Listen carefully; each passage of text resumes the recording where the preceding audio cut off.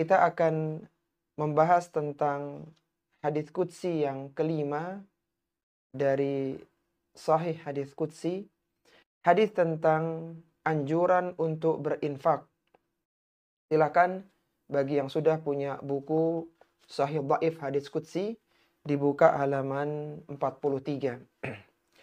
Diriwayatkan dari sahabiyun jalil, sahabat yang mulia Abu Hurairah radhiyallahu taala anhu, bahwa Rasulullah sallallahu alaihi wasallam bersabda, qala Allah azza wa jalla berfirman, anfik unfik alaika, berinfaklah, niscaya aku akan membalas infakmu, kata Allah. Wa qala, kemudian Rasulullah sallallahu alaihi wasallam bersabda, yadullahi mal'a la taghiduha nafaqatun sahhaul laila wan nahar. Tangan Allah Subhanahu wa taala penuh tidak berkurang dengan nafkah yang diberikan, dan dia senantiasa mencurahkan karunia di malam dan siang hari. Wa qala ara'aitum ma anfaqa mundhu khalaqas samaa'a wal arda fa innahu lam yaghid ma fi yadihi. Tahukah kalian apa yang telah Allah infakkan sejak penciptaan langit dan bumi? Sesungguhnya hal itu tidak mengurangi apa yang ada di tangannya. Wa kana arshuhu 'alal ma', dan arsy Allah Subhanahu wa taala berada di atas air. Wa biyadihil mizanu yahfidhu wa yarfa'u, dan di tangannya mizan yang mampu dia merendahkan dan dia tinggikan. Hadis ini adalah hadis yang sahih, diriwayatkan oleh Imam Al-Bukhari dalam sahihnya nomor 4684. Sehingga kesahihan hadis ini tidak dipertanyakan karena dikeluarkan oleh imam di dalam ilmu hadis, yaitu Imam Al-Bukhari rahimahullahu ta'ala. Dari hadis yang mulia ini, akhwati fillah rahimani wa rahimakunallah, kita bisa mengeluarkan 6 pelajaran, 6 faidah yang berharga yang bisa kita keluarkan, yang bisa kita dapatkan dari hadis tentang anjuran untuk berinfak ini. Silakan ditulis. Pelajaran yang pertama adalah anjuran untuk berinfak. Anjuran untuk berinfak. Anjuran untuk berinfak. Pelajaran yang pertama ini terambil dari bagian awal hadis, qala Allahu azza wa jalla anfik. Allah azza wa jalla berfirman, berinfaklah. Infak adalah sesuatu yang diperintahkan oleh Allah Subhanahu wa taala kepada orang-orang yang beriman, terutama sebelum datangnya ajal kematian mereka. Karena ketika ajal kematian telah datang, manusia tidak ingin aset yang selama ini dikumpulkan, harta yang selama ini dicari dan disimpan, berpindah kepada orang lain. Maka biasanya ketika seorang akan meninggal dunia, dia mengalami sakit yang dia merasa akan dekat ajal dengan yang akan datang, ajal kematian menjemputnya, maka dia akan dengan rela, dengan mudah menginfakkan hartanya. Maka sebelum datangnya saat seperti itu, Allah Subhanahu wa taala memerintahkan kepada orang-orang yang beriman agar menginfakkan harta mereka sebelum datangnya ajal kematian. Sebagaimana Allah Subhanahu wa taala berfirman di surat Al-Munafiqun pada ayat yang ke-10, Allah Subhanahu wa taala berfirman, wa anfiqu mimma razaqnakum min qabli an ya'tiya ahadakumul maut. Min qabli an ya'tiya ahadakumul maut fayaqula rabbi laula akhartani ila ajalin qarib فَأَصَّدَّقَ وَأَكُن مِّنَ الصَّالِحِينَ. Kata Allah Subhanahu wa taala, infakkanlah sebagian dari apa yang telah kami berikan kepada kalian. Yang dikatakan infak adalah seorang mengeluarkan hartanya. Berbeda dengan sedekah, maka dia bisa berupa selain harta. Akan tapi ketika dikatakan infak, maka itu adalah harta yang biasa digunakan dalam kehidupan manusia. Allah perintahkan kepada orang-orang yang beriman, wa anfiku, dan infakkanlah mimma razaqnakum, sebagian dari apa yang telah kami rizkikan kepada kalian, yang telah kami karuniakan kepada kalian. Min qabli ayyatiya ahadakumul maut, sebelum datangnya ajal kematian kepada salah seorang di antara kalian. Fayaqula rabbi laula akhartani ila ajalin qarib. Ketika seorang akan datang ajalnya, maka jangan sampai dia mengatakan, wahai Rabbku, laula akhartani ila ajalin qarib. Seandainya engkau menangguhkan kematianku sebentar saja. Untuk apa ditangguhkan? Fa'asaddaqa wa akum minas salihin. Aku akan menyedekahkan harta yang di rekeningku. Aku akan menginfakkan uang yang ada di tabunganku. Wa akum minas salihin. Dan aku termasuk orang-orang yang salih, orang-orang yang baik. Kenapa ketika seorang akan meninggal dunia, maka amalan yang paling diincar adalah infak. Selain yang pertama untuk menyelamatkan aset yang selama ini dikumpulkan oleh dia, maka infak adalah ibadah yang paling cepat untuk mendatangkan pahala. Seandainya ada orang yang sholat, maka butuh sekitar 5 bahkan 10 menit waktunya. Ketika seorang berpuasa, maka butuh 1 hari. Ketika seorang melakukan haji umrah, butuh perjalanan panjang untuk bisa menunaikan ibadah tersebut.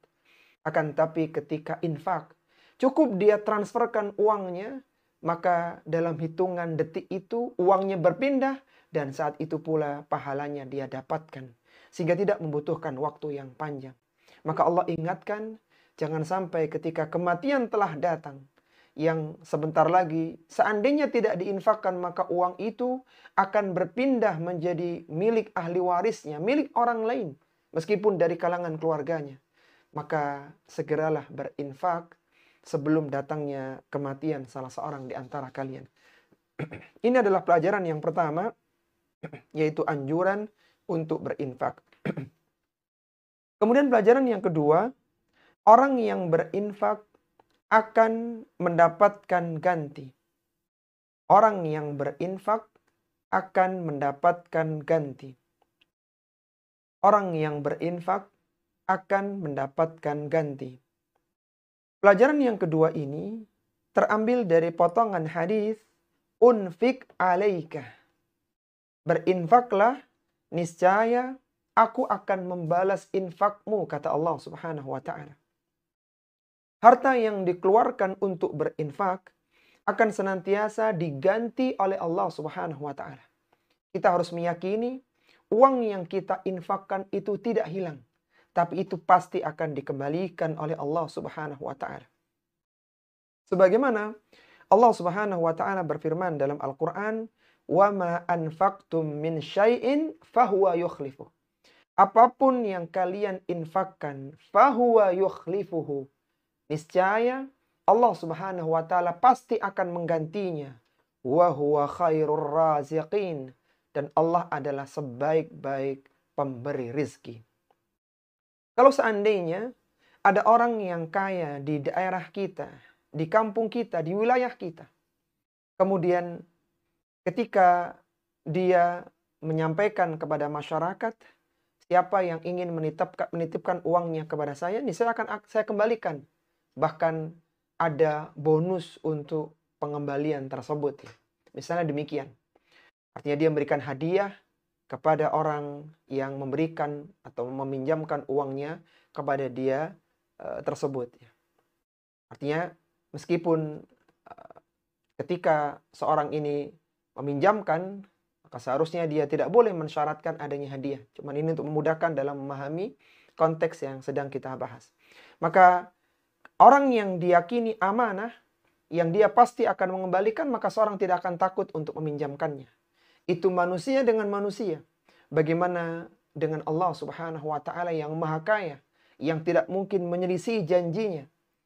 Maka pasti apa yang Allah janjikan akan ditepati. Seorang muslim dan muslimah harus meyakini bahwa infak itu akan dibalas oleh Allah Subhanahu wa taala, akan dikembalikan oleh Allah Subhanahu wa taala. Dan pengembalian infak itu tidak hanya sama besarannya, tapi dilipat gandakan dengan pelipatan yang lebih besar lagi. Walillahil matsalul a'la, dan Allah Subhanahu wa taala adalah permisalan yang tinggi. Setiap pagi hari turunlah dua malaikat yang mendoakan kepada orang yang menginfakkan hartanya. Dan malaikat yang lainnya mendoakan agar Allah memberikan kehancuran kepada orang yang menahan infaknya. Sebagaimana Rasulullah sallallahu alaihi wasallam bersabda, "Ma min yaumin yusbihul ibadu fihi illa malakani yanzilani." Tidaklah ada satu hari yang ada seorang hamba hidup di dalamnya illa malakani yanzilani, kecuali turun dua malaikat. Fayaqulu ahaduhuma, yang satu akan berdoa, Allahumma a'ti mumfiqan khalafa. Ya Allah, berikanlah ganti orang yang infak hari ini. Orang yang mengeluarkan hartanya berinfak, maka gantilah dia ya Allah. Wa yaqulul akhar, Allahumma a'ti mumsikan talafa. Dan yang lainnya mengatakan, ya Allah, berikanlah kehancuran kepada orang yang tidak berinfak hari ini. Kalaulah doa manusia saja yang salih akan didengarkan, dikabulkan oleh Allah Subhanahu wa taala, bagaimana ketika yang berdoa itu adalah malaikat yang suci, la ya'sunallaha ma amarahum, yang tidak pernah memaksiati Allah terhadap apa yang diperintahkan kepada mereka, dan mereka senantiasa menjalankan perintah Allah Subhanahu wa taala. Maka ketika ada malaikat yang berdoa, ya Allah, berikanlah ganti kepada orang ini, berikanlah kehancuran kepada orang yang tidak berinfak hari ini, maka Allah Subhanahu wa taala akan mengabulkannya. Maka berbahagialah orang-orang yang dimudahkan untuk menginfakkan hartanya di jalan Allah Subhanahu wa taala. Allah Subhanahu wa taala menyebutkan bahwa orang yang berinfak di jalan Allah Subhanahu wa taala seperti orang yang memberikan pinjaman kepada Allah Subhanahu wa taala. Allah tidak butuh dengan makhluknya, tapi Allah ingin tunjukkan bahwa apa yang diinfakkan itu tidak hilang, bahkan akan dikembalikan. Bahkan pengembaliannya dengan pelipat gandaan yang sangat banyak sekali. Maka Allah menyebutnya dengan pinjaman. Yang namanya pinjaman maka pasti akan dikembalikan. Allah Subhanahu wa taala berfirman dalam surat Al-Muzammil pada ayat yang ke-20, "Wa aqridullaha qardan hasana." Berikanlah pinjaman kepada Allah Subhanahu wa taala dengan pinjaman yang baik. "Wa ma tuqaddimu li anfusikum min khairin tajiduhu indallah." Maka kebaikan apa saja yang kalian lakukan untuk diri kalian, niscaya kalian akan memperoleh balasannya di sisi Allah Subhanahu wa taala. Syekh Muhammad Sulaiman Abdullah Al-Ashqar rahimahullahu taala dalam kitabnya Zubdatut Tafsir menyebutkan bahwa memberikan pinjaman kepada Allah Subhanahu wa taala, wa aqridullaha qardan hasana, berikanlah pinjaman yang baik kepada Allah Subhanahu wa taala, maksudnya adalah dengan cara menginfakkan harta di jalan-jalan kebaikan. Jadi ketika antunna ke masjid, memasukkan uang ke kotak masjid, ketika seorang memberi, mengeluarkan uangnya, memberikan kepada orang yang membutuhkan, maka itu semua adalah qardan hasanah. Itu adalah pinjaman yang baik. Maka semoga dengan mendengarkan ayat-ayat dan hadis-hadis yang mulia ini memantik semangat kita untuk berinfak. Dan infak itu tidak hilang. Infak hanyalah memindahkan dari rekening kita yang ada di dunia berpindah ke simpanan pahala yang ada di surga. Kalaulah antunna cinta dengan harta yang antunna miliki, maka pindahkan harta itu dengan menginfakkannya di jalan Allah Subhanahu wa taala. Maka yang diinfakkan tidak hilang. Pasti Allah akan kembalikan.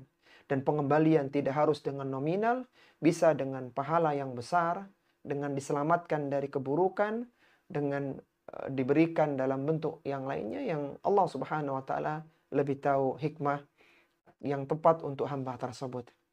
Suatu ketika Umar bin Khattab radhiyallahu taala anhu, seorang khulafaur rasyidin yang wafat tahun 32 Hijriyah di Madinah. Umar Khattab radhiyallahu taala anhu, seorang khulafaur rasyidin yang wafat tahun 23 Hijriah di Madinah. Beliau pernah menuliskan surat kepada putranya Abdullah bin Umar radhiyallahu taala anhuma. Dalam surat itu Umar mengatakan kepada putranya setelah memberikan muqaddimah, maka Umar mengatakan amma ba'du. Adapun setelah itu, fa inni usika bi taqwallahi azza wa jalla. Aku wasiatkan kepadamu wahai anakku agar engkau bertakwa kepada Allah azza wa jalla. Fa innahu manittaqahu waqahu. Karena barang siapa yang bertakwa kepadanya maka Allah akan menjaganya. Wa man aqradahu jazahu. Dan barang siapa yang memberikan pinjaman kepada Allah, barang siapa yang menginfakkan hartanya di jalan Allah Subhanahu wa taala, jazahu, Allah pasti akan membalasnya. Wa man syakarahu zadahu. Dan barang siapa yang bersyukur, niscaya Allah akan tambah nikmat kepadanya. Itu pelajaran yang kedua dari hadis yang mulia, anjuran untuk berinfak. Kemudian pelajaran yang ketiga, Allah Subhanahu wa taala memiliki tangan. Allah Subhanahu wa taala memiliki tangan. Allah Subhanahu wa taala memiliki tangan. Pelajaran yang ketiga ini, akhwati fillah, rahimani wa rahimakunallah, terambil dari potongan hadis wa qala yadullahi ma'la, yadullahi mal'a, la yaghiduha nafaqatun sahhaul laila wan nahar. Rasulullah sallallahu alaihi wasallam bersabda, tangan Allah itu penuh, la yaghiduha nafaqatun sahhaul laila wan nahar. Dia senantiasa tidak pernah berkurang dengan nafkah yang diberikan dan senantiasa mencurahkan karunia di siang dan di malam hari. Ahlussunnati wal Jamaah mengimani dan menetapkan bahwa Allah Subhanahu wa taala memiliki tangan yang sesuai dengan keagungan dan kemuliaan Allah Subhanahu wa taala yang tidak sama dengan makhluknya. Kita tidak boleh melakukan tahrif, yaitu merubah sifat Allah Subhanahu wa taala atau merubah maknanya. Tangan dirubah menjadi kekuasaan, maka ini tidak diperbolehkan. Lafaz yadullah maka dikenal oleh orang Arab, yad artinya tangan, dan tidak pernah ada riwayat dari kalangan sahabat dan para salafun salih yang memalingkan makna itu dengan makna yang lainnya. Kemudian tidak boleh ta'til, yaitu meniadakan sifat-sifat Allah Subhanahu wa taala atau meniadakan maknanya. Tidak boleh seorang menolak dikatakan yadullah maka ditiadakan makna tangan dari Allah Subhanahu wa taala. Atau kalimatnya ada, yadullah kalimatnya ada tapi hakikatnya tidak ada. Maka ini juga tidak diperbolehkan. Kemudian tidak boleh pula takyif, yaitu menanyakan hakikat bagaimana bentuk sifat Allah tersebut, bagaimana bentuk tangan Allah. Karena sama makhluk saja, makhluk punya tangan, bahkan binatang punya tangan, tetapi mereka berbeda bentuknya. Ini antara makhluk dengan makhluk. Bagaimana Allah Subhanahu wa taala, walillahil matsalul a'la. Dan tidak boleh ditanyakan bagaimananya, karena tidak ada yang tahu kecuali Allah Subhanahu wa taala saja. Kemudian tidak boleh tamthil, tidak boleh menyerupakan sifat Allah dengan makhluk. Ini tidak diperbolehkan. Sehingga keyakinan Ahlussunnati wal Jamaah meyakini bahwasanya Allah Subhanahu wa taala punya tangan yang sesuai dengan keagungan dan kemuliaan Allah Subhanahu wa taala yang tidak sama dengan makhluknya. Tanpa tahrif, tanpa ta'til, tanpa takyif, dan tanpa tamthil. Allah Subhanahu wa taala menyebutkan dalam Al-Qur'an, laisa kamitslihi syai'un wa huwas samiul basir. Tidak ada sesuatu pun yang serupa dengan Allah Subhanahu wa taala. Wa huwas samiul basir. Tapi Allah Maha mendengar lagi Maha melihat. Allah punya pendengaran, Allah punya penglihatan, tetapi tidak sama dengan makhluknya. Demikian pula di dalam tangan. Kemudian pelajaran yang keempat adalah luasnya karunia Allah Subhanahu wa taala. Luasnya karunia Allah Subhanahu wa taala. Luasnya karunia Allah Subhanahu wa taala. Pelajaran yang keempat ini, akhwati fillah, rahimani wa rahimakunallah, terambil dari potongan hadis wa qala ara'aitum ma anfaqa mundu khalaqas samaa'a wal arda fa innahu lam yagid ma fi yadihi. Tahukah kalian apa yang telah Allah infakkan sejak Allah Subhanahu wa taala menciptakan langit dan bumi sampai hari ini, bahkan sampai nanti hari kiamat. Allah yang mencukupi seluruh makhluk.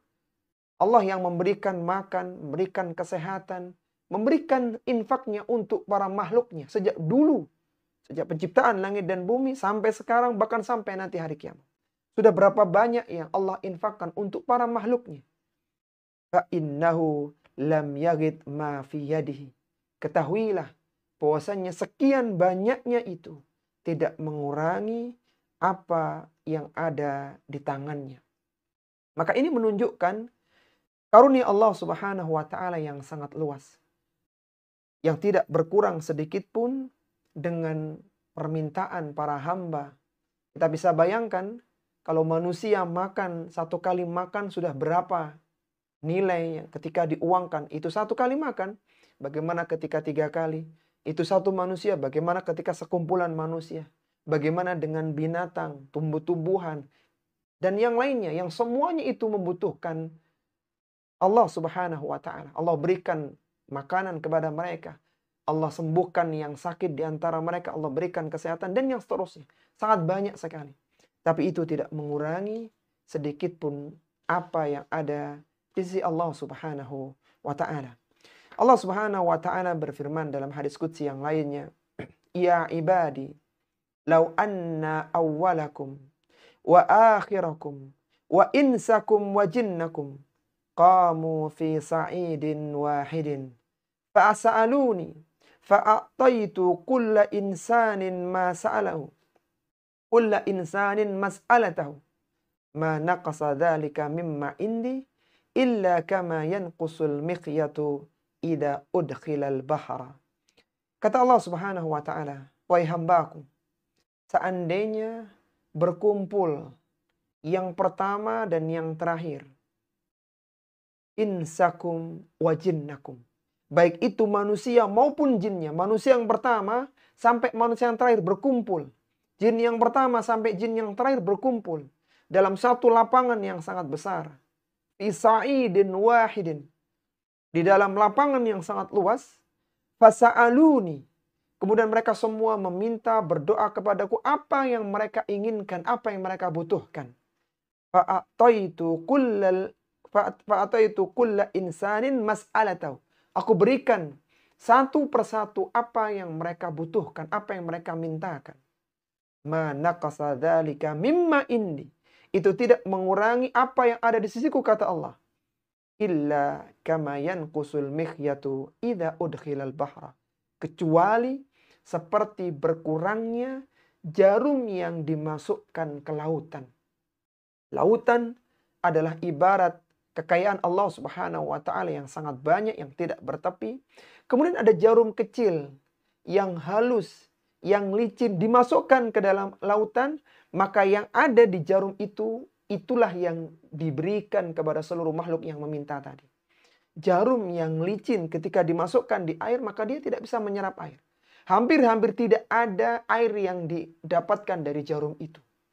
Itulah gambaran ketika Allah Subhanahu wa ta'ala memberikan apa yang diminta oleh seluruh makhluknya. Tidak mengurangi kekayaan yang ada di sisi Allah Subhanahu wa ta'ala. Kemudian pelajaran yang kelima, akhwati fillah, rahimani wa rahimakunallah, Arsy Allah Subhanahu wa taala berada di atas air. Arsy Allah Subhanahu wa taala berada di atas air. Arsy Allah Subhanahu wa taala berada di atas air. Hal ini sebagaimana disebutkan dalam potongan hadis tadi, wa kana arsyuhu 'alal ma. Dan arsy Allah Subhanahu wa taala itu di atas air. Allah Subhanahu wa taala menyebutkan dalam Al-Qur'an, wa huwallazi khalaqas samawati wal arda fi sittati ayyamin wa kana arsyuhu 'alal ma.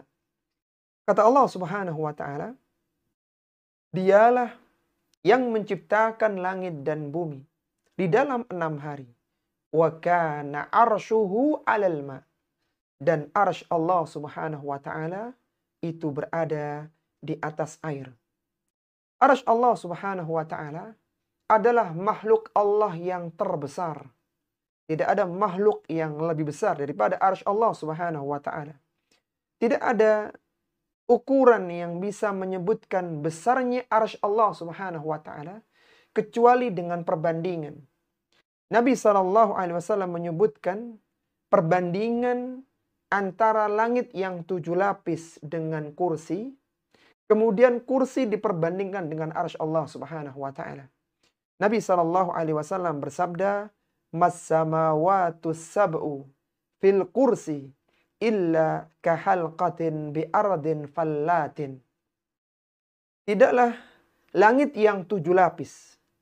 Langit yang 7 lapis dibandingkan dengan kursi. Kursi adalah maudhi'ul qadamain, adalah tempat 2 telapak kaki Allah Subhanahu wa taala yang maha mulia. Langit yang 7 lapis dibandingkan dengan kursi, kahalqatin bi ardin fallatin. Maka langit yang 7 lapis itu seperti sebongkah cincin yang berada di padang Sahara yang sangat luas. Artinya kursi itu adalah padang Sahara, padang pasir yang sangat luas, sedangkan langit yang 7 lapis hanyalah sebongkah cincin yang berada di padang pasir tersebut. Wa fadlul arsy 'alal kursi kafadli tilkal fallati 'ala tilkal halqah. Adapun kursi dibandingkan dengan arsy Allah Subhanahu wa taala, maka kursi itu seperti sebongkah cincin, sedangkan arsy Allah itu adalah padang Sahara, padang pasir yang sangat luas sekali. Hanya dengan perbandingan seperti inilah bisa diberitakan tentang besarnya arsy Allah Subhanahu wa taala. Dan arsy Allah Subhanahu wa taala itu pada hari kiamat akan dipikul oleh 8 orang malaikat. Sebagaimana firman Allah Subhanahu wa taala dalam surat Al-Haqqah pada ayat yang ke-17. Allah Subhanahu wa taala berfirman, "Wal malaku 'ala arja'iha wa yahmilu 'arsya rabbika fawqahum yawma idzin thamaniya." Para malaikat berada di penjuru-penjuru langit. Wa yahmilu 'arsya rabbika fawqahum yawma idzin thamaniya. Dan yang memikul arsy Rabbmu pada hari itu, pada hari kiamat adalah thamaniyatun, 8 malaikat. Dari 8 malaikat itu, salah satunya adalah malaikat Israfil. Malaikat yang akan meniup sangkakala. Pada hari kiamat kelak, sangkakala tiupan kehancuran dan tiupan kebangkitan. Malaikat pemikul arsy Allah Subhanahu wa taala sangat besar sekali. Yang jarak antara pundaknya sampai ke cuping telinganya, yaitu tempatnya anting-anting, tempat yang biasa digunakan untuk memasang anting-anting bagi wanita, cupingnya ini, maka jaraknya adalah perjalanan 700 tahun lamanya. Sebagaimana disebutkan oleh Nabi SAW, "Udzina li an uhadditha an malakin min malaikatillahi min hamalatil arsy." Aku diizinkan untuk memberitahukan tentang malaikat di antara malaikat pemikul arsy Allah Subhanahu wa taala. Innama baina sakhmati udunihi ila atiqihi masiratu 700 amin. Jarak antara sahmati udun, itu cuping telinga, tempatnya anting-anting biasanya, ila atiki, sampai ke pundaknya, masiratu sab'imi'ati amin, perjalanan 700 tahun lamanya. Kita safar sehari semalam, sudah jauh sekali jarak kita. Ini perjalanan 700 tahun, bukan hanya sehari, 2 hari, sebulan, 2 bulan, bukan setahun, tapi 700 tahun. Subhanallah. Itu malaikat pemikul arsy Allah Subhanahu wa taala. Kalau pemikulnya seperti demikian besarnya, maka arsy Allah Subhanahu wa taala menunjukkan sangat besar sekali. Ini menunjukkan keagungan Allah Subhanahu wa taala yang luar biasa. Dikatakan wa kana arsyu 'alal ma'. Kalaulah boleh kita menyebutkan susunan ya, ada bumi yang 7 lapis, dari mulai inti bumi, lapisan yang kedua, ketiga, sampai lapisan yang ketujuh. Dan kita hidup di lapisan yang ketujuh, di permukaan bumi. Kemudian di atasnya ada langit yang pertama, sama'ud dunya, langit dunia. Kemudian langit yang kedua, langit yang ketiga, sampai langit yang ketujuh. Di atas langit yang ketujuh itu ada air. Wa kana arsyu 'alal ma', ada air. Di atasnya itu ada malaikat hamalatul arsy, malaikat pemikul arsy Allah yang jumlahnya 8 malaikat pada hari kiamat kelak. Dan di atasnya malaikat pemikul arsy, maka ada arsy Allah Subhanahu wa taala yang sangat besar, dan di atas arsy itu Allah Subhanahu wa taala beristiwa. Allahu Akbar, dan Allah Subhanahu wa taala Maha Besar. Kemudian pelajaran yang terakhir, akhwati fillah rahimani wa rahimakumullah, yang bisa kita keluarkan dari hadis yang mulia ini, Allah Subhanahu wa taala mampu merendahkan dan meninggikan mizan. Allah Subhanahu wa taala mampu merendahkan dan meninggikan mizan. Allah Subhanahu wa taala mampu merendahkan dan meninggikan mizan. Pelajaran yang keenam ini terambil dari bagian akhir hadis, wa biyadihil mizan yahfidhu wa yarfa'u. Di tangannya mizan yang mampu dia rendahkan dan dia tinggikan. Allah Subhanahu wa taala mampu merendahkan dan meninggikan mizan. Mizan adalah timbangan pada hari kiamat kelak. Dan mizan ini jumlahnya hanya 1 pada hari kiamat. Sehingga Allah Subhanahu wa taala menyebutkannya dalam bentuk tunggal. Dalam hadis disebutkan wa biyadihil mizan, dan di tangannya mizan. Disebutkan dalam bentuk tunggal, bentuk mufrad. Kemudian meskipun dia hanya 1, tapi yang naik di atas timbangan itu ada banyak, ada 3. Sehingga terkadang Allah Subhanahu wa taala pun menyebutkan dalam bentuk jamak mawazin. Mawazin yang menunjukkan bahwa yang naik di atas timbangan itu banyak, lebih dari 1. Dan mizan ini memiliki 2 daun timbangan. 2 daun timbangan, sehingga dari situ akan tampak siapa yang layak masuk ke dalam surga karena banyak amalan kebaikannya. Dan seorang akan kelihatan siapa yang masuk ke dalam neraka karena ringannya amalan kebaikannya dibandingkan dengan keburukannya. Yang naik di atas mizan ada 3. Yang pertama adalah amalan seseorang. Jadi amalan itu pada hari kiamat akan diwujudkan dalam bentuk konkret dan akan ditimbang. Naik ke atas mizan, ke atas timbangan. Sebagaimana disebutkan oleh Nabi SAW, athqalu syai'in fil mizan al-huluqul hasan. Yang lebih berat di mizan yang ditimbangkan adalah akhlak yang mulia. Kita tahu akhlak itu kan tidak kelihatan, abstrak. Tapi nanti akan dibentukkan konkret pada hari kiamat dan akan dinaikkan di atas mizan dan akan memberatkan mizan itu sendiri. Kemudian yang naik yang kedua adalah orang yang beramal, al-amil. Itu orang yang beramal akan naik di atas mizan. Sebagaimana Nabi SAW menyebutkan dalam haditsnya, innahu la ya'tir rajulul azimus saminu yaumal qiyamah. Akan didatangkan seorang yang azimus samin, yang besar dan gemuk. Azimus samin, besar dan gemuk pada hari kiamat. La yazinu indallahi janaha ba'udah. Ternyata ketika dia naik di atas mizan, beratnya tidak mengalahkan, tidak bisa mengalahkan beratnya sayap nyamuk. Artinya timbangan orang ini ringan. Ini menunjukkan bahwa orang itu akan naik di atas timbangan. Kemudian yang ketiga yang naik di atas timbangan adalah suhuful amal. Kitab catatan amalan. Dan setiap manusia punya kitab catatan amalan yang menuliskan semua amalan dia. Baik yang baik maupun yang buruk, yang besar maupun yang kecil. Allah sebutkan dalam Al-Quran, La yughadiru saghiratan wala kabiratan illa ahsaha. Kitab itu tidak meninggalkan yang besar maupun yang kecil illa ahsaha, kecuali dicatat semuanya. Disebutkan dalam hadithul bitaqah, dalam hadis tentang kartu, kata Nabi SAW, Innallaha sayukhallisu rajulan min ummati ala ru'usil khalaiki yaumal qiyamah. Ada seorang yang didatangkan pada hari kiamat. Fayanshuru alaihi tis'atan wa tis'ina sijillan. Maka dia didatangkan kitab catatan amalannya sebanyak 99 kitab catatan amalan. Kullu sijillin mithlu maddil basar. Satu kitab itu besarnya sejauh pandangan matanya.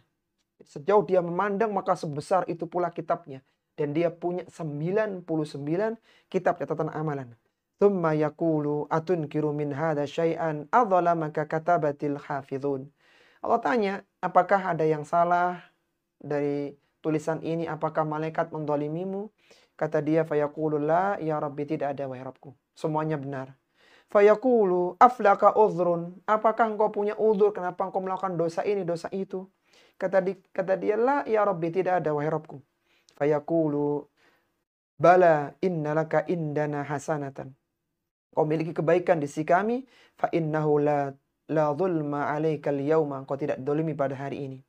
Fatakhruju bitaqatun. Dikeluarkanlah bitaqah, yaitu kartu, yang bertuliskan fiha asyhadu an la ilaha illallah wa asyhadu anna muhammadan abduhu wa rasuluh. Kartu yang tulisannya syahadat. Maka fayaqulu uhdhur waznaka. Maka diminta untuk ditimbang, diletakkan kartu tersebut. Fayaqulu ya Rabbi, ma hadhil bitaqa, ma hadhihi sijillat. Apa artinya kartu kecil itu dibandingkan dengan kitab-kitab yang besar dan banyak ini? Faqala innaka la zulma. Fa innaka la tuzlam. Sungguhnya kau tidak didolimi pada hari ini. Qala fadudau sijillat fi kaffatin wal bitaqatu fi kaffatin. Fatashati sijillat fathukilat bitaqah fala yathkulu ma'asmillahi syai'un. Maka ketika ditimbang, ternyata bitokoh itu jauh lebih berat. Dan kitab-kitab itu pun terkalahkan dengan bitokoh yang bertuliskan syahadat asyhadu an la ilaha illallah wa asyhadu anna muhammadan abduhu wa rasuluh. Ini menunjukkan bahwa kitab itu naik di atas mizan. Jadi ada 3 yang naik di atas mizan, yaitu orang yang amalannya, orang yang beramal, dan kitab catatan amal. Dan Allah Subhanahu wa taala mampu meninggikan dan merendahkan mizan tersebut.